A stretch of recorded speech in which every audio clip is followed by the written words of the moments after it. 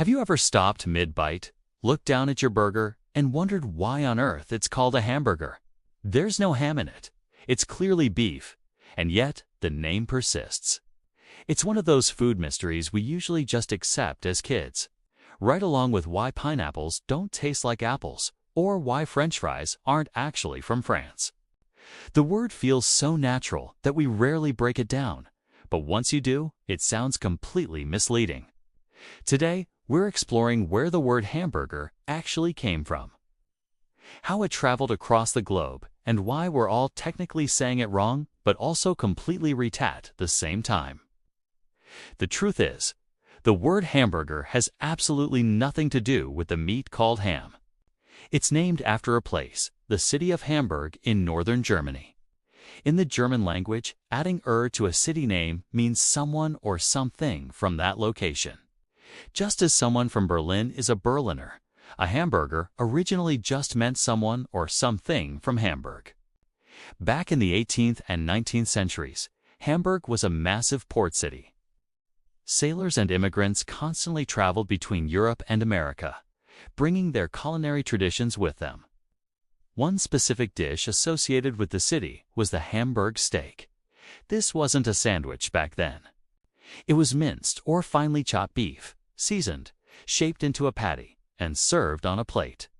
It was practical, easy to prepare, and made use of tougher cuts of beef that became tender once ground up.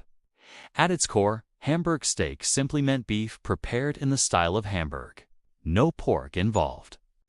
As German immigrants moved to the United States in the 1800s, they brought this dish with them. American restaurants began listing Hamburg-style steak on their menus. Then, the real magic happened. Somewhere along the line, historians still debate exactly where and when someone had the brilliant idea to put that beef patty between two slices of bread. Whether it happened at a county fair or a small-town diner, by the early 1900s, the sandwich version was a hit. It was portable, affordable, and perfect for a fast-paced world. Eventually, the long name was shortened, and people just started calling it a hamburger. Here's the funny part about how language works. Over time, English speakers unconsciously broke the word apart.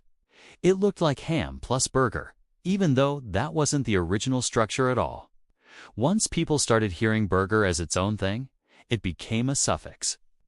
This linguistic shift is why we now have cheeseburgers, veggie burgers, and turkey burgers. We essentially carved the word burger out of hamburger through a process called back formation. Ironically, a simple misunderstanding gave birth to an entire category of global cuisine. The hamburger truly became a cultural icon in the 20th century. With the rise of fast food chains like White Castle and McDonald's, they took a German-inspired beef patty and turned it into a standardized American symbol. Even as it became a worldwide phenomenon, the name stuck. We never rebranded it to a beef burger in the States because the geographic history had already taken root.